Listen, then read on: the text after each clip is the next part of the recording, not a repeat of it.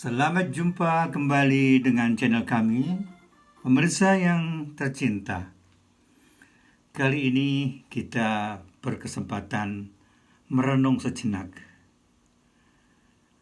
Siapa yang akan membayar utang sebesar 6.554 triliun? Ini bukanlah beban yang kecil. Suatu hutang yang menggunung, yang tentunya pembuat utang tentu tidak akan membayarnya secara langsung, tetapi generasi berikutnya atau administrasi berikutnya yang akan membayarnya. Dan kita semua tahu hal itu. Tidak ada keraguan sedikit pun. Ya, begitulah. Tarik nafas sejenak. Kita senyum dulu sejenak. Habis itu mungkin muka kita jadi berkerut. Kita simak berikutnya. Seberapa banyak sebenarnya uang 6.554 triliun itu?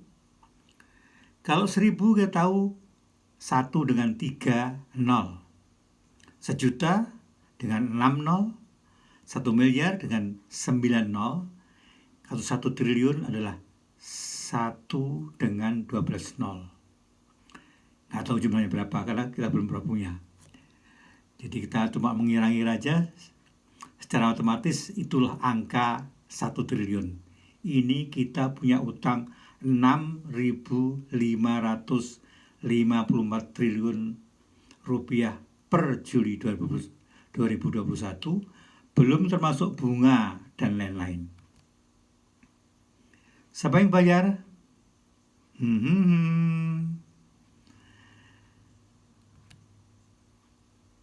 Utang 6.554 triliun itu tentunya ada alasannya. Anda menyebut dalih boleh, Anda menyebut alasan juga boleh, Anda menyebut excuse juga boleh. Nyatanya utang ya hutang. Dalih yang kita dengar adalah, ya semua negara kan punya utang. Utang telah dikelola dengan baik. Cuma pertanyaannya bagaimana debt to GDP ratio. Bagaimana perbandingan antara utang dengan pendapatan domestik bruto. Ini semua ahli ekonomi tahu. Dan tentunya makin kecil angkanya makin hebat. Syukur-syukur bisa nol. Tapi mimpi kayaknya ya. Ya, untuk mendukung kebijakan counter cyclical yang dikelola dengan prudent atau secara prudent, fleksibel dan terukur.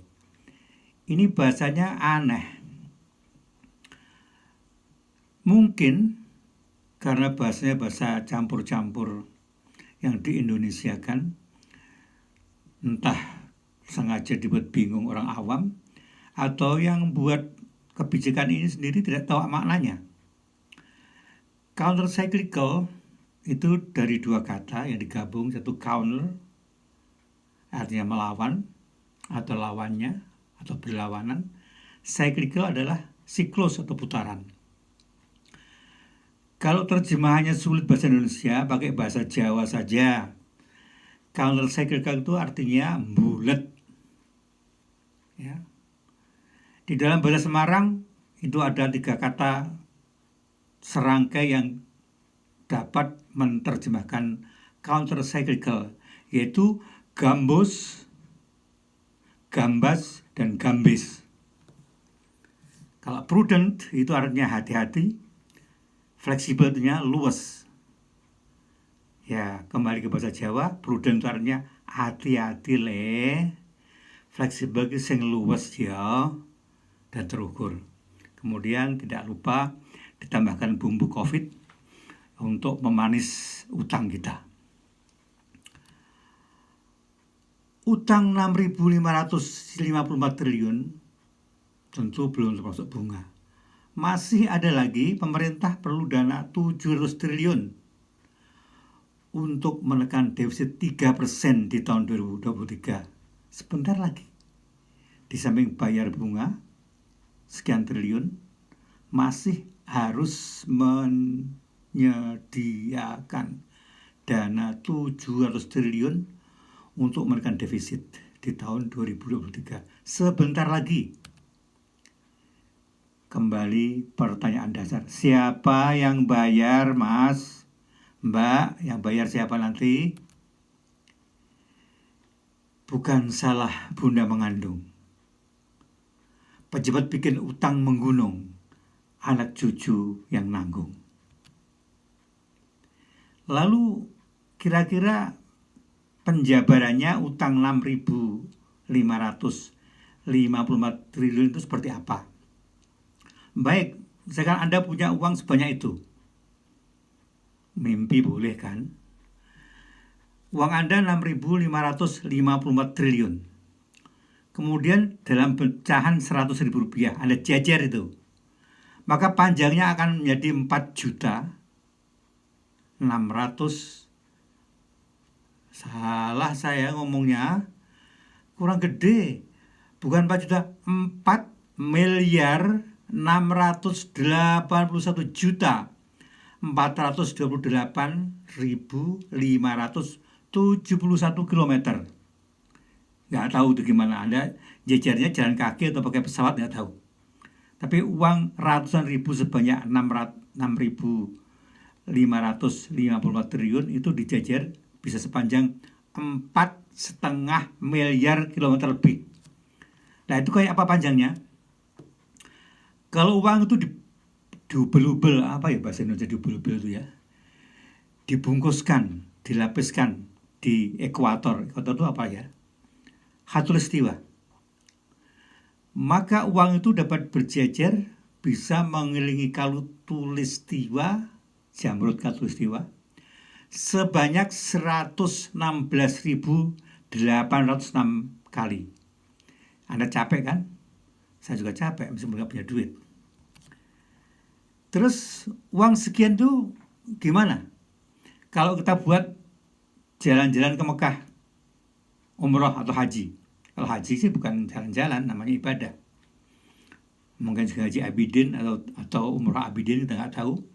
Tapi kalau uang ratusan ribu itu dijajar dari Jakarta ke Mekah, bolak-balik, Anda perlu 295.000 orang lebih untuk jalan bolak-balik Jakarta Mekah.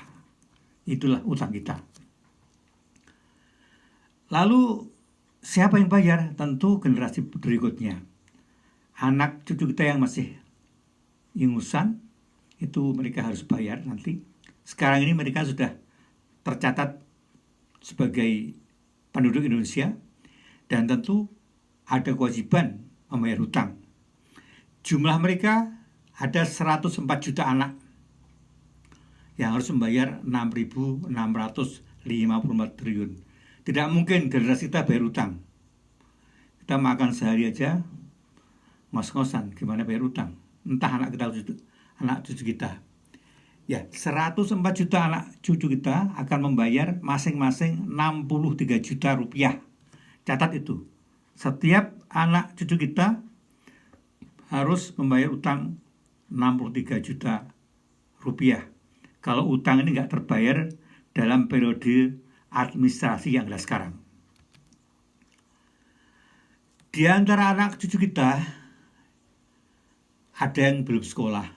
Sedangkan yang sedang sekolah ada yang naik jembatan rusak, ada yang kecebur juga ke kali. Yang serem, yang ngeri, yang viral di medsos adalah 3 anak laki-laki sekolah harus nyebrang sungai pergi pulang, bukan di perahu tapi di sampan dari gabus atau styrofoam. Moga-moga mereka selamat, nggak tenggelam, nggak terbalik dan seterusnya. Yang lainnya Allah alam, sekolah atau nggak tahu. Moga-moga aja mereka sekolah dan bisa membangun negara kita lebih bagus. Lalu kalau kita hitung secara matematis menurut ilmu ekonomi, utang berbanding dengan pendapatan domestik bruto per Juni 2021 adalah 41,35%. Artinya hampir setengah hidup kita dicekek utang. Utang dan utang. Berapa utang negara lain berbanding dengan PDB? Ini jagonya Makau, 0%. Disusul Hong Kong 0,28%. Kemudian ranking ketiga Brunei Darussalam. Itu utang berbanding pendapatan domestik mereka adalah hanya 2,85%. Sedangkan Afghanistan, negara yang porak-poranda selama berpuluh tahun, itu utangnya hanya 7,79% dibanding pendapatan domestik bruto mereka. Lalu, jujur saja, apa maknanya? Afghanistan yang porak-poranda utangnya hanya 7,79%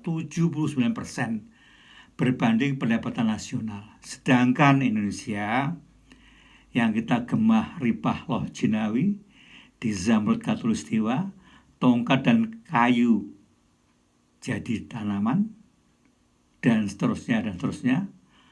Putih tulangku Indonesia, merah darahku, merah juga utangku.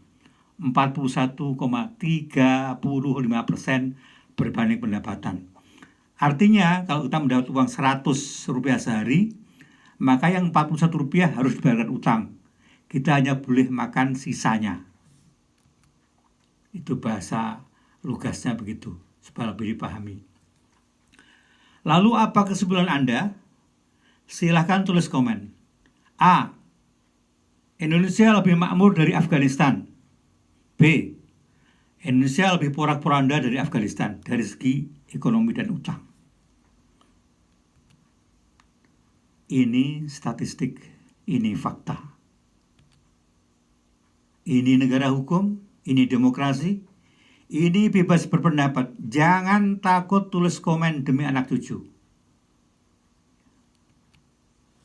Ini sumber-sumber pengambilan pembuatan video ini, jadi semua dapat dipertanggungjawabkan secara tertulis dan diharap semua orang memahami bahwa ini adalah sumbangan terhadap Ibu Pertiwi, bukan suatu hal yang negatif atau diharapkan negatif, tetapi adalah urun rembuk buat kemajuan NKRI. Wassalam, sampai jumpa.